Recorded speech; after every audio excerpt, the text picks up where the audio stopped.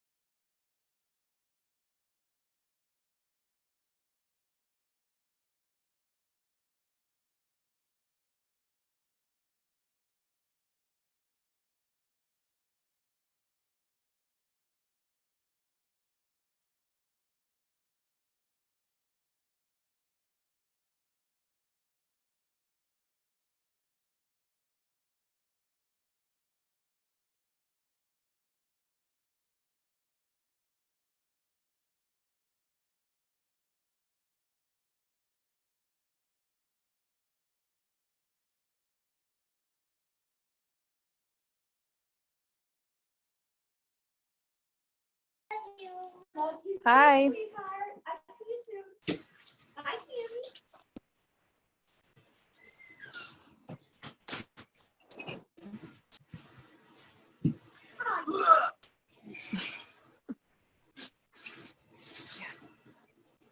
Okay. So I have a feeling that because this was unexpected for everybody to have our usual Zoom meeting on Wednesday at 4 versus a Thursday at 6, I don't really expect a whole lot of people to jump on, but I know that Kim's recording this, so I figured I would still add some value to this and post it in the team page so that people can listen to it when they get a chance. And today I wanted to schedule some time to talk to the team about balance and kind of living the dream. And sorry, Melanie thinks that it's really fun to make funny faces. What? Sorry. About balance and my why. And the reason why I scheduled this topic today was because tomorrow is Olivia's 6th birthday. And every day I'm reminded just a little bit about how valuable our time is. And I knew that around this time I would start feeling really emotional about my oldest daughter turning 6. And I was right on the money because we went out on a date, my husband and I, over the weekend. And while we were at dinner, he looked at me dead seriously and he was like, "Do you realize you have a 6-year-old? She can cast a fishing pole and reel in a fish on her own." And that might not seem like a very big deal to you guys, but she's old to me. She's getting a lot older. She's becoming a very independent person. And I remember being that age. And because I think that I can remember being that age, it's a lot more real to me how big she is getting and how quickly the time goes by. And if that doesn't do it for you, here's another scenario. She is 1/3 of the way of growing up and moving out of my house. She's 1/3 of being an adult. She's 33.3% to 18 years old. And I cannot believe that I only have 2 times the amount of time that I've already spent with her left before she leaves. And so I knew that I would be feeling this way around this date because it happens every single year. I haven't figured out how to slow down time. And so I wanted to talk to you guys about how I've been dealing with finding balance and to a few conclusions that I've come to about what balance is, and try to get you guys to have a little bit of a mind shift about balance, because I'm beginning to realize that I don't really believe that balance happens. I feel like you're constantly being tugged one way or another. Either you feel like you're investing too much time in yourself, or too much time in your business, or too much time in your career, or too much time in your family and not enough time on yourself. And I have done everything I can for the last 4 years since I started this fitness journey of mine to find balance. And I keep coming up short. But what I've realized is that if I fill my life with the things that I couldn't live without, and I got rid of the things that I could live without, I don't really ever find myself looking for balance anymore. For example, I used to get up on Fridays and go to, I used to be a project control specialist, and it was just one day a week, and I would be gone for 11 hours out of the house. And even that one day a week, I found myself feeling guilty all day that I wasn't with my family, that I wasn't contributing to a life that I loved, and that I was missing out on not following my passions or where my heart was. And I felt a little bit like I was just giving up on myself and accepting that it was okay to settle on just one day a week, 11 hours a week, doing something that I absolutely hated. And because I got the rest of those other 6 days and however many hours to do what I wanted to do. But I wasn't doing what I wanted to do still, because, all that did was shorten me one day. And so then I found myself trying to make up time in the other days to do stuff that I wanted to do. And I think that what I have come to realize in the last year, we've been here at the ranch for a year now, is that I no longer wake up feeling like I have to find balance in my life. I no longer wake up feeling like I need to get out of the house because I've been in the house for, 3 days straight now. I don't feel like I need to get away from my family and find some me time, although I do take an occasional bath once a week by myself. I don't feel that pressure on myself anymore, where I'm constantly trying to find a way to find balance. It's just been gone.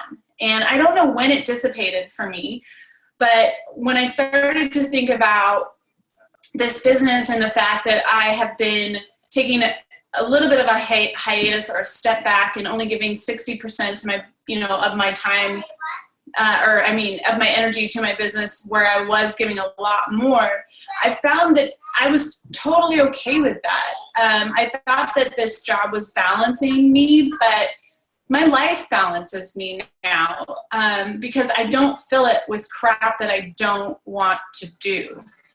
And I think that that's a really scary concept, is that we feel like we are obligated to do all these many different things. Like I am a perpetual yes sayer. Like I don't know how to say no to a lot of people. And which is one of the reasons why I took that job at the school with a special needs student, was because I felt like it was my obligation to be there for that student.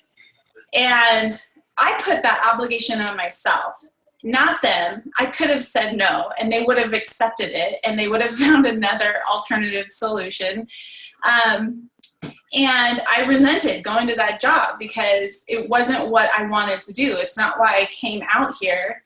And I promised myself that I would stay with Mulaney while she was little until she started kindergarten, at the very least, to start doing a job that had scheduled hours, etc. And so that resentment ate me alive every time I went there. I felt guilty. And these last couple of weeks, I'm so appreciative that I no longer feel the stress and guilt on myself for either not finding balance or having, given myself too much of my energy and time. And I don't it's scary to not have those obligations, But what's even scarier is to waste the time with obligations that don't matter to you, that don't really fuel your fire, that don't create passion, that don't stimulate you, that don't bring true joy and meaning to your life. And I know a lot of people out there that think that they don't have a choice, that they have to do things that they feel obligated to do for one reason or another. Maybe it's to bring in extra income into the house. Maybe it's to help out friends or family. Maybe it's because you feel like you need to, do extra things to earn love or support from your partner or your spouse or whatever it is. And I just want to be the person to tell you that that's crap. That, in my opinion, you should not be doing things because you feel obligated. And here's a good example of that. I'm not very close with a lot of people in my family. More specifically, my dad's side of the family. I have like 6 or 7 aunts and uncles over on that side, and I don't even see them like once every blue moon, like several years pass. And I don't agree with any of them, their lifestyle, who they are, the choices that they make. I don't have anything in common with them. And yet for several years, I find myself feeling obligated to go to family reunions and not have a good time and sweat profusely because I just hated being around these people. And finally I grew into an adult, and I told my dad, I don't like being around them, and I'm not going to be around them, and I'm not going to give them an opportunity to influence my daughters. And I'm done feeling guilty about it. And so I don't force myself, scenario anymore. And my life is happier because of it. And I am happier because of it. Another good example is they asked me to go back and work with a special needs student next school year. And I told them no. Because the bottom line is I only have so much more time to be at home with my family, more specifically Mulaney, before she goes off to school and grows up in a blink of an eye. And I am not willing to miss out on those things. I can always go back and get a job and make more money. I can always contribute to the community. I can always be part of the school. But when I focus on what's really important to me, and I don't do things out of obligation and rather out of joy and passion, I feel like my life is in balance all the time. Like, I'm not constantly trying to find out how to have balance, because everything that I'm doing brings value to my life. And so when it comes to this job and this coaching opportunity, if you aren't feeling like you're getting value out of the time that you put into it, you need to reprioritize. Just take a step back and take a look at what you're doing. Maybe this isn't for you, or maybe you're not putting in the value into the areas of this business where you will receive value back. And for me, that's my challenge groups. I love to help people succeed and reach their goals. I love to help my team reach their goals. I love to be a cheerleader. I love to tell people that they can do things that they don't think they can do. And the more I put my time and effort into that, the more I feel balanced in my position as a coach. I don't feel guilty about the other stuff that I'm not doing, that I may or may not feel obligated to do, that I see other coaches doing. We are part of a really big team, and a lot of the areas that I don't feel like I get a lot of value, if I can share that with you without recreating it myself, I don't burn out as easily. I don't stress out about this becoming a job, but it's still my passion, because the majority of my time that I put into it is in the area that I want to put my time into. So when you're thinking about trainings and you're thinking about your opportunity as a coach and where you want to go forward, make sure that you prioritize where you receive the most value from in this area, like which area you receive the most value of from coaching. If it's the business side of things, dive in and learn. Get educated on all of the different areas that can help you strategize a successful business and build an income. If you find more value in helping people, then devote a majority of your time to helping your challengers, whatever it is. And the best way that I know how to do that is to write a list of the things that you're passionate about and do those things. If it's not on the list, you need to find a different way to incorporate it into your team once you have a team. But then focus on the stuff that you get value back from, and you're going to be happy about this opportunity for as long as you're willing to put time into it. And you aren't going to feel that burnout, and you're not going to feel like this is a job, but really that passion that you originally signed up to work on, to be part of. And that basically has helped me redefine my why as a coach.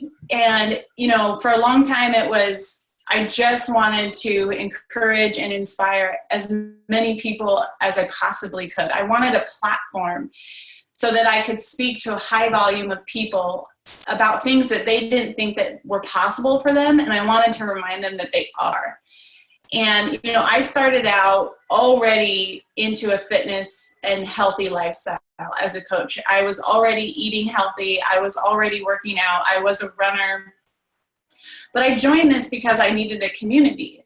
And I feel like my community over time has built up, and there is people that contribute to my personal life, not just my Beachbody world, but my personal life, in such a way that I don't feel that void anymore. I don't feel like I don't have a community, and I don't have people that think like me or real friends in my life. I feel like I've kind of overcome that original emotion for why I signed up as a Beachbody coach. It's helped me change my why.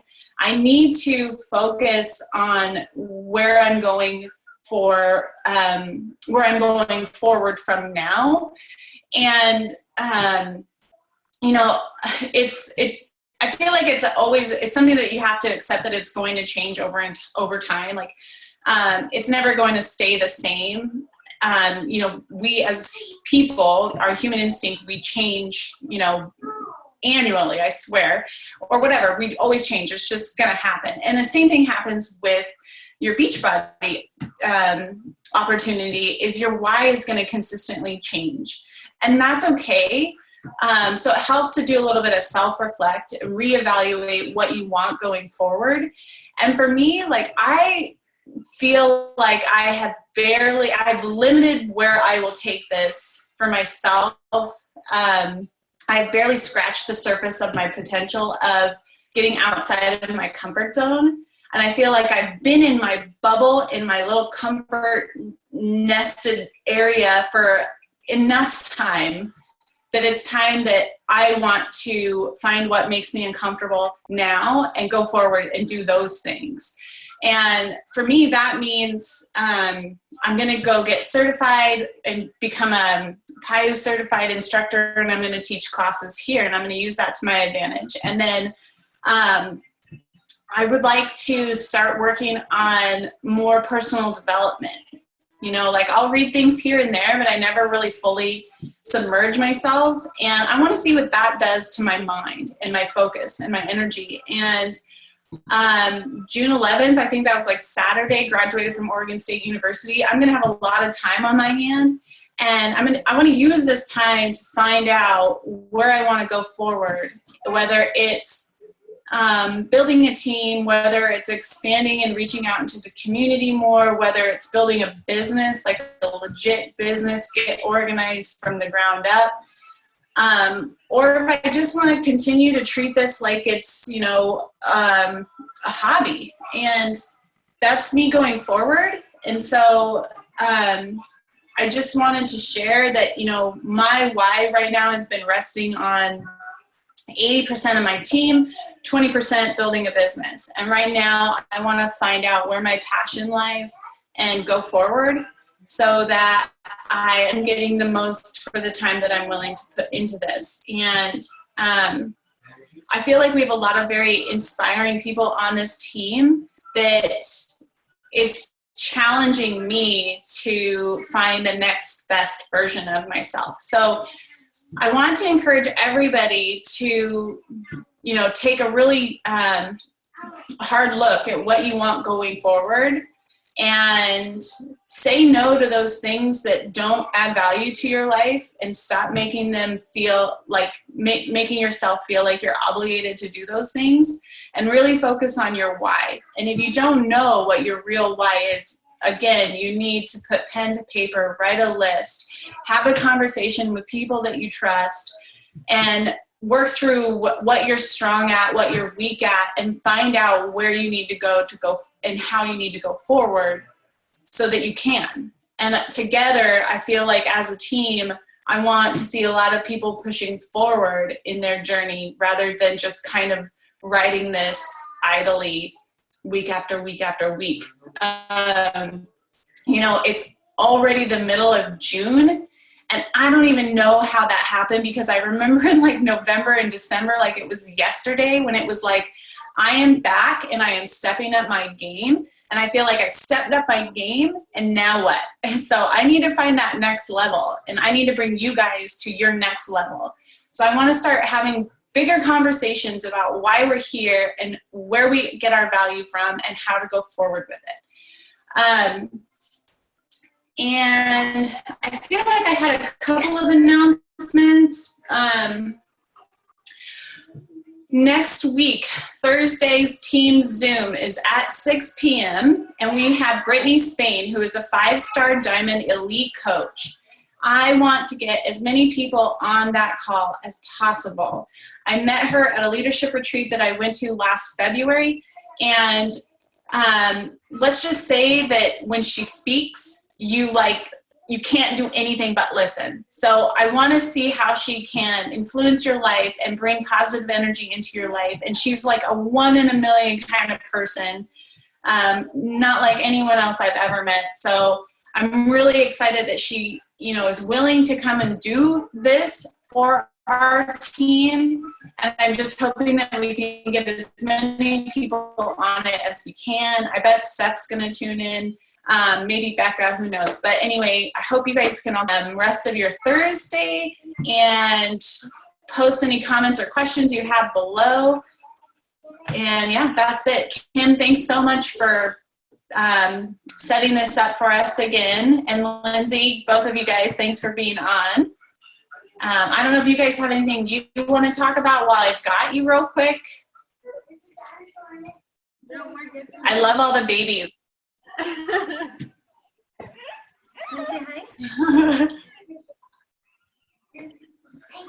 Oh, I think it's so cute. Are those cherries? No, I can't see very well. Hi. Cherries. Hi. Aww.